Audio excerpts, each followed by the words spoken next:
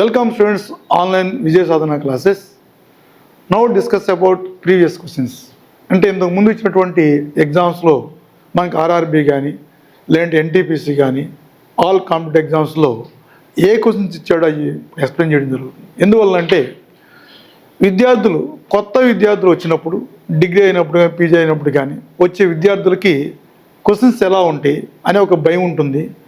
ఆ తర్వాత కోచింగ్ చేసుకున్న తర్వాత కూడా వాళ్ళకి ఎలా ఆన్సర్ చేయాలి, అంటే ప్రశ్న ఎలా చదవాలి, ఎలా అర్థం చేసుకోవాలి, ఆన్సర్ అనేది అర్థం కావాలంటే దానికోసం మా సంస్థ నుంచి ప్రీవియస్ క్వశ్చన్ చేయటం జరుగుతుంది.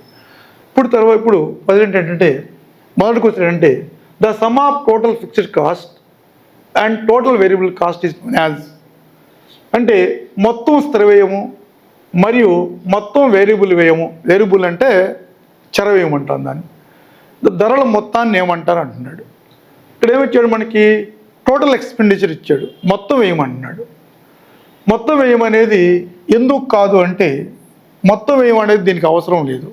మొత్తం ఎప్పుడు వస్తుందో మనకు సహజంగా ఫ్యాక్టరీకి మొత్తం మనం కనుక variable cost plus fixed cost ఈ రెండు చూసుకుంటూ వచ్చేది మొత్తం, అది మనకు కాదు. ఇక్కడ రెండోది టోటల్ కాస్ట్, ఏది ఏ అనేది కాదు, బి అనేది టోటల్ కాస్ట్, ఇది మనకి ఆన్సర్ అవుతుంది. ఎందుకు ఇది ఆన్సర్ అవుతుందంటే మనకి total fixed cost TFC plus TVC is equal to TC అంటాం. ఇక్కడ మనకి టిఎఫ్సి అంటే టోటల్ ఫిక్స్డ్ కాస్ట్ అని చెప్తాం.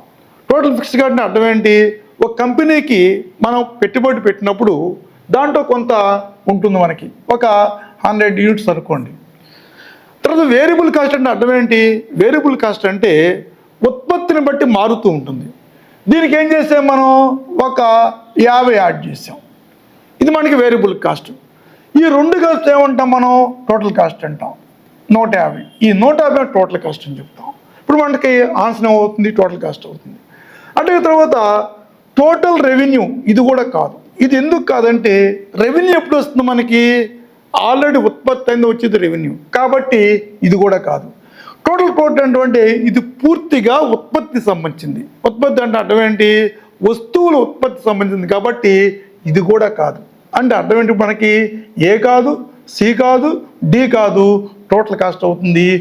దానికి గుర్తుండాలంటే TFC plus TVC is equal to TC, అంటే total fixed cost plus total variable cost is equal to TC.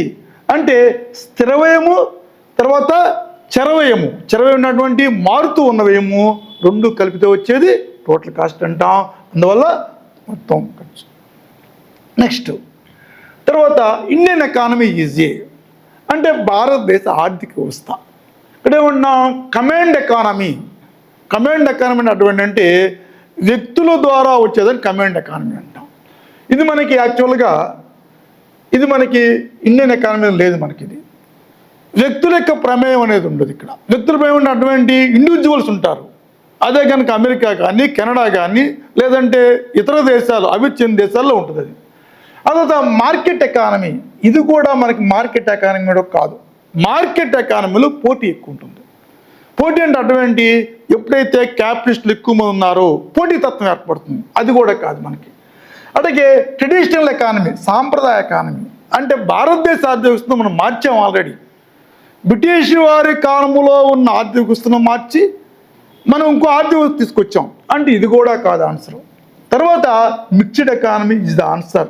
Mixed economy అంటే అర్థం ఏంటంటే 50% పబ్లిక్ సెక్టార్ ఉంటుంది, మిగిలిన 50% ప్రైవేట్ సెక్టార్ ఉంటుంది.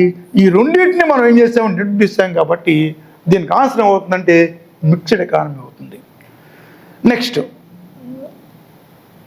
Indian economy may be described in the form of, భారత ఆర్థిక వ్యవస్థని ఈ రూపంలో వివరించవచ్చు.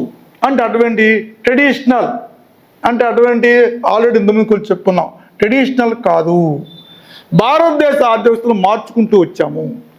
బ్రిటిష్ వారి ఆర్థిక వ్యవస్థను మార్చేసాం కాబట్టి ట్రెడిషనల్ కాదు. సోషలిజం, మనం పూర్తిగా సోషలిజం లేము మనం. ఎందువల్లంటే సోషలిజం ఉంటే భారతదేశ ఆర్థిక వ్యవస్థ అభివృద్ధి చెందదు. అంటే అర్థం ఏంటి, సోషలిజం ఉన్నప్పుడు ఏమవుతుంది, 90-100% కూడా వ్యక్తులకు ఎటువంటి ప్రమేయం లేకుండా ప్రభుత్వమే పనిచేయాల్సి వస్తుంది. అటువంటి ఆర్థిక వ్యవస్థ మనం యాక్సెప్ట్ చేయలేదు. తర్వాత మిక్స్డ్ ఎకానమీ, ఇది మనకి ఆన్సర్ అవుతుంది. మిక్స్డ్ ఎకానమీ అంటే అటువంటి అంటే ఇప్పుడు ఆల్రెడీ చెప్పాం, 50% ప్రైవేటు 50% పబ్లిక్, ఈ రెండు ఉంటే దాన్ని మిక్స్డ్ ఎకానమీ అంటాము. తర్వాత క్యాపిటలిజం మనకి లేదు. అసలు క్యాపిటలిజం మనకి ఎందుకు లేదంటే భారతదేశంలో పెట్టుబడిదారుల సంఖ్య తక్కువగా ఉంటుంది. పెట్టుబడిదారుల శాతం తక్కువగా ఉన్నప్పుడు ఎప్పుడైతే పెట్టుబడి శాతం తక్కువగా ఉందో దాన్ని మనం యాక్సెప్ట్ చేయలేం. అదే మనం కనుక యూరోపియన్ కంట్రీస్ కానీ, జపాన్ కానీ, లేదంటే అమెరికా కానీ, కెనడా కానీ, వీటిల్లో పెట్టుబడిదారులు ఎక్కువ ఉంటారు. అక్కడ దాకా మనకి ఎందుకు, జపాన్లో కేవలం మనకి 11% భూమి మీద ఉపయోగించుకుంటారు. రెండవ ప్రపంచ యుద్ధం తర్వాత కూడా అది ప్రపంచ దేశ ఆర్థిక వ్యవస్థలో ముందు స్థాయికి వెళ్ళిపోయింది. కానీ మనం ఈరోజు 50% ఉపయోగిస్తూ ఉన్నాం, అయినా మనం అభివృద్ధి చెందలేదు. కాబట్టి అసలు దీనికి ఏమవుతుంది, మిక్స్డ్ ఎకానమీ అవుతుంది. Next, in which of the one of the following types economy are factors of production own individually. ఇక్కడ ఏ రకమైన ఆర్థిక వ్యవస్థలో ఉత్పత్తి కారకాలు వ్యక్తిగతంగా ఉంటాయి. వ్యక్తిగతంగా ఉంటాయంటే అర్థం ఏంటంటే ఇక్కడ వ్యక్తుల ఆధీనంలో ఉంటాయి, పెట్టుబడిదారుల ఆధీనంలో ఉంటాయి. పెట్టుబడిదారుల ఆధీనంలో ఉంటాయంటే పెట్టుబడిదారుల ఆధీనంలో ఎక్కడ ఉంటుంది, పెట్టుబడిదారులు ఎక్కడ ఉంటారు, సహజంగా అభివృద్ధి చెందిన దేశాల్లో ఉంటారు. రీసెంట్గా మనం చూసుకుంటే 1991 తర్వాత భారతదేశంలో కూడా పెట్టుబడిదారుల శాతం పెరుగుతూ వచ్చింది. ఎందుకు పెరుగుతూ వచ్చిందంటే మనకి సహజంగా మనకి ఎఫ్డిఐని మనం ఇంట్రొడ్యూస్ చేసుకుంటూ వచ్చాం, విదేశీ ప్రత్యక్ష పెట్టుబడులు తీసుకుని వచ్చాం. కాబట్టి పెట్టుబడి శాతం పెరుగుతుంది మనకి, కానీ 100% మనం కూడా కాదు. కానీ ఇక్కడ ఏమన్నాం, కమ్యూనిస్టు దేశాల్లో ఎట్టి పరిస్థితుల్లో కూడా మనకి ఎఫ్డిఐ ఉండదు, పెట్టుబడులు ఉండవు, ఎక్కువ మంది యాక్చువల్గా ప్రైవేట్ ఇండివిజువల్స్ ఉండరు. తర్వాత సోషలిస్ట్ అనగానే మనకి ఏం గుర్తుంటుంది, సహజంగా ఆర్థిక వ్యవస్థ మొత్తం కూడా ప్రభుత్వ ఆధీనంలో ఉండాలి, ఏ పని కూడా వ్యక్తులు చేయకూడదు. ఆ తర్వాత ఎవరు చేయాలి, ప్రభుత్వమే చేయాలి. అంటే వ్యక్తులకు రెస్పాన్సిబిలిటీ ఉండదు, అకౌంటబిలిటీ ఉండదు. ఇది కూడా మనకి ఆన్సర్ కాదు. తర్వాత ఏమన్నాడు, గుర్తించిన అంశం ఇండివిజువల్లీ ఓన్డ్ బై ఇండివిజువల్లీ, వ్యక్తిగతంగా అంటే క్యాపిటలిస్టులు ఉంటారు, అంటే క్యాపిటలిస్ట్ ఎకానమీ ఆన్సర్ దీనికి. ఇక్కడ మనం ఎందుకు ఇది ఆన్సర్ అయ్యింది అని అర్థం చేసుకుంటే, మనం ఎగ్జాంపుల్ చూసుకున్నప్పుడు అభివృద్ధి చెందిన దేశాలు అన్నీ కూడా దేని మీద ఆధారపడుతూ ఉంటాయంటే పెట్టుబడుల మీద ఆధారపడి ఉంటాయి. అక్కడ ఫ్రీడమ్ ఎక్కువ ఉంటుంది, వాళ్ళకి ఎక్కువ మంది పెట్టుబడిదారులు ఉంటారు. ఒకే వస్తువుని రకరకాల వ్యక్తులు ఉత్పత్తి చేస్తూ ఉంటారు. వాళ్ళ మధ్య పోటీ జరిగి ఆటోమేటిక్గా ఏం జరుగుతుంది, వ్యక్తులకు తక్కువ రేటుకే క్వాలిటీ వస్తువు వస్తుంది. తర్వాత మిక్స్డ్ ఎకానమీ అంటే అర్థం ఏంటి, 50% ప్రైవేట్ సెక్టారు 50% ప్రైవేట్ సెక్టార్ ఉంటుంది. ఇది కూడా మనకు ఆన్సర్ కాదు. అంటే ప్రైవేటు ప్రభుత్వం రెండు ఉన్నప్పుడు కూడా అది కూడా కాదు, వ్యక్తిగతంగా ఉన్నది. కాబట్టి ఆన్సర్ అవుతుంది మనకి క్యాపిటలిస్ట్ ఎకానమీ ఆన్సర్ అవుతుంది. Next, cargo service are a part of dash activities of the service sector. ఇక్కడ కార్గో సేవలు సేవా రంగం యొక్క డాష్ కార్యకలాపాల్లో భాగము. ఇక్కడ మనకి డాష్ కార్యకలాపం అర్థం ఏంటంటే సర్వీస్ అనేది గుర్తుంచుకోవాలి. మనకి ఇక్కడ సర్వీస్ అనగానే విద్యార్థికి రావాల్సిన ఏంటి, సర్వీస్ చట్టాన్ని గుర్తించాలి. ఇక్కడ మనకి యాక్చువల్గా క్వార్టర్లీ అంటే ఇది ఆర్థిక వ్యవస్థ కాదు, ఇది సెక్షనే కాదు. అసలు మనం ఇంతకుముందు చెప్పుకున్నాం, ప్రైమరీ చార్టర్ గురించి చెప్పాను మీకు, సెకండరీ చార్టర్ గురించి చెప్పాం, అదే టెరిటరీ గురించి చెప్పాం, మూడింటి గురించి చెప్పాం. మూడింటిలో ఇది కాదు. నెక్స్ట్ మనకి ఏముందంటే సేవలు అనగానే మనకి టెరిటరీ చట్టాల కిందే వస్తాయి. అనేక రకాల సేవలు, బ్యాంకులు కానీ, హోటల్స్ కానీ, రవాణా కానీ, డాక్టర్స్ కానీ, ఇంజనీర్లు కానీ, సైట్ అన్నది కూడా మనం ఏమంటాం, సర్వీస్ సెక్టార్ అని చెప్తాం. ఇది ఆన్సర్ అవుతుంది. తర్వాత ప్రైమరీ సెక్టర్ ఎందుకు కాదు, ప్రైమరీ సెక్టర్లో ఏముంది మనకి, అగ్రికల్చర్ ఉంటుంది, యానిమల్ హస్బెండరీ ఉంటుంది, ఫిషరీస్ ఉంటాయి, గనులు ఉంటాయి, క్వారీ ఉంటుంది. అది కూడా కాదు. ట్రాన్స్పోర్ట్ అనేది కూడా కాదు. ఎందుకు ట్రాన్స్పోర్ట్ కాదు, ట్రాన్స్పోర్ట్ అనేది ఒక అంశానికి సంబంధించింది మాత్రమే. అంటే రవాణా కిందకి ఇది రాదు మనకి. అంటే ఏ కార్యకి ఏలో భాగం అన్నాడు ఇక్కడ. భాగం అంటే అటువంటి మనకి 3 భాగాలు ఉన్నాయి కదా, ప్రాథమిక రంగం, అట్లాగే ద్వితీయ రంగం, తృతీయ రంగం. కాబట్టి tertiary sector is the answer. Next, ఆరోది, in the reference of Indian economy which of the following is an tertiary sector. లేదు మనకి భారత ఆర్థిక వ్యవస్థకు సంబంధించి క్రింది వాటిలో ఏది తృతీయ రంగంలో ఉన్నది? ఇక్కడ మనకి రంగాలు స్పెసిఫిక్గా అడుగుతున్నాడు, మనం చూడాలంటే ఇక్కడ మనం ప్రశ్న చదివేటప్పుడు చాలా జాగ్రత్తగా చదవాలి. మనం ఓవర్లాప్ చేసామనుకోండి దానివల్ల మనమే నష్టపోతాం. ఇక్కడ చూడండి తృతీయ రంగము అంటున్నాడు. ఇక్కడ ఒకసారి చూద్దాం. Health is the service sector, ఇది మనకి ఆన్సర్. నెక్స్ట్ బి ఎందుకు కాదు? ఇండస్ట్రీ దేనికి ఉంది? మనకి సెకండరీ సెక్టార్లో ఉంది, ఇది ఆన్సర్ కాదు. అగ్రికల్చర్ ఎక్కడుంది? మనకి ప్రైమరీ సెక్టార్లో ఉంది, అది ఆన్సర్ కాదు.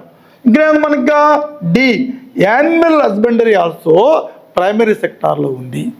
కాబట్టి ఆన్సర్ ఏమవుతుంది? మనకి హెల్త్ ఈజ్ ద ఆన్సర్ అవుతుంది.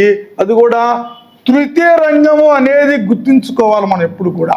ఇంగ్లీష్లో టెరిటరీ అంటాం, తెలుగులో ఏమంటాం మనం? తృతీయ రంగం అంటాం. ఇక్కడ ఆల్రెడీ మీకు కింద కూడా ఇస్తున్నాం, 2018లో వచ్చింది ఇది, ఆర్ఆర్బి గ్రూప్ 2లో వచ్చింది, డిలో వచ్చింది అనేది గుర్తించాల్సిన అవసరం ఉంది. అంటే తర్వాత in the reference of Indian economy which of the following comes under the secondary sector అంటే ద్వితీయ రంగం. భారత ఆర్థిక వ్యవస్థలో వాటిలో ఈ క్రింది వాటిలో ద్వితీయ రంగం కిందకి వచ్చేది ఏది అని అడుగుతున్నాడు. ఇక్కడ మనకి చూడండి ఇంగ్లీష్ తెలుగు రెండు చూసుకోవాలి. ఇక్కడ సెకండరీ సెక్టార్ అంటున్నాడు. వాటిల్లో సెకండరీ సెక్టార్ అనగానే చూడండి ఏ ఆన్సర్ కాదు అంటున్నాం. ఎందువల్ల? ఇది సర్వీస్ సెక్టార్లో ఉంది. నెక్స్ట్ ఏమంటున్నాం? ఇండస్ట్రీ, ఇది ఆన్సరు. ఎందుకు ఇది ఆన్సరు? ఇది సెకండరీ సెక్టార్లో ఇండస్ట్రీస్ ఉంటాయి, కన్స్ట్రక్షన్ ఉంటుంది, అంటే గ్యాస్ ఉంటుంది, అంటే తర్వాత మనకి పవర్ కూడా ఉంటుంది. అందువల్ల ఇదేంటి మనకి ఇండస్ట్రీ ఇస్ ద ఆన్సర్. తర్వాత బ్యాంకింగ్ ఎందుకు కాదు అనేది గుర్తించాలి. ఎందుకు కాదు? ఇది సర్వీస్ సెక్టారు. అగ్రికల్చర్లు ఎందుకు కాదు అంటే ఇది మనకి ప్రాథమిక రంగము, ప్రైమరీ సెక్టర్ అని చెప్తాం. ఆన్సర్ ఏమవుతుంది? ఇక్కడ మనకి ఏమవుతుంది? ఇండస్ట్రీ. అంటే మనకేంది సెకండరీ సెక్టర్ అడుగుతున్నాడు కాబట్టి ఆన్సర్ మనం ఇండస్ట్రీ అని పెట్టాం. Next in the reference of Indian economy which of the following comes under the primary sector? భారత ఆర్థిక వ్యవస్థలో క్రింది వాటిలో ఏది ప్రాథమిక రంగం కిందకి వస్తుంది అనేది ఇక్కడ ఆన్సర్ అడుగుతున్నాడు. ఇక్కడ మనకి ఏమండి? ఇక్కడ మనకి ఏ కాదు. ఎందువల్ల? That is called service sector. B కాదు, ఇది కూడా సర్వీస్ సెక్టారే. సి కాదు, ఇది కూడా సర్వీస్ సెక్టారే. D is the answer. ఎందుకు ఆన్సరు? అగ్రికల్చర్ దేంట్లో ఉంది? ప్రాథమిక రంగంలో ఉంది. ప్రాథమిక రంగంలో not only agriculture but also ఇదా animal husbandry, fisheries, forest, mines and quarry ఇవి కూడా ఉంటాయి. అప్పుడు ఆన్సర్ ఏమవుతుంది? మనకి డి ఇస్ ద ఆన్సర్ అవుతుంది. Next what is the reason of growth oil seed production అంటే అటువంటి నూనె గింజల ఉత్పత్తి పెరగటానికి కారణం ఏంటి? అంటే ఏ రకంగా గ్రోత్ అనేది పెరుగుతుంది అని చూసుకుంటే దేని పొలం ద్వారా అని మనం చూసుకున్నప్పుడు యాక్చువల్గా ఆయిల్ సీడ్స్ అంటే దేనికి సంబంధించింది?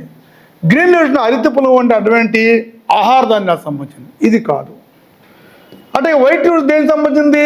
పాల విప్లవం, ఇది కూడా కాదు. అదే చెప్పండి ఎల్లో విప్లవము. ఆయిల్ సీడ్స్ అనగా ఏం గుర్తుకు రావాలి? ఎల్లో విప్లవం ఇది గుర్తుకు రావాలి. అదే మనకు బ్రౌన్ అంటే అటువంటి అంటే కాఫీ, టీకి సంబంధించిన అంశాలు, ఇది కూడా కాదు. అంటే ఆన్సర్ అవుతుంది మనకి ఇప్పుడు ఎల్లో రెవల్యూషన్ అవుతుంది. అంటే ఇక్కడ ఏ విప్లవం దేనికి సంబంధించింది? మనకి ఆహార ధాన్యాలు ఏ అనేది అది కాదు. శ్వేత విప్లవం అంటే పాల విప్లవం అది కాదు. ఎల్లో విప్లవం ఇది ఆన్సర్ ఆయిల్ సీడ్స్ సంబంధించింది. బ్రౌన్ విప్లవం అంటే అటువంటి కాఫీ కానీ టీ కానీ వీటికి చూసుకుంటాం కాబట్టి ఇది కూడా కాదు. కాబట్టి ఆన్సర్ ఎల్లో విప్లవం అవుతుంది. అయితే ఈ క్వశ్చన్స్ అన్నీ కూడా ఇట్లా చూసుకోవటం వల్ల ఏమవుతుందంటే మనకి ఏది అవును ఏది కాదు, ఏది కరెక్టు ఏది రాంగు అనేది తెలుసుకున్నప్పుడు ఏమవుతుందంటే ఒకదాంట్లోనే మనకి ఈ 4 అంశాలు తెలుసుకోవడం ద్వారా 4 క్వశ్చన్లు వచ్చేసినట్టే విద్యార్థికి. ఎప్పుడైతే అట్లా ఎలిమినేషన్ ప్రాసెస్కి వెళ్తున్నావో మనకి ఆన్సర్ చేయడం ఈజీ అవుతుంది.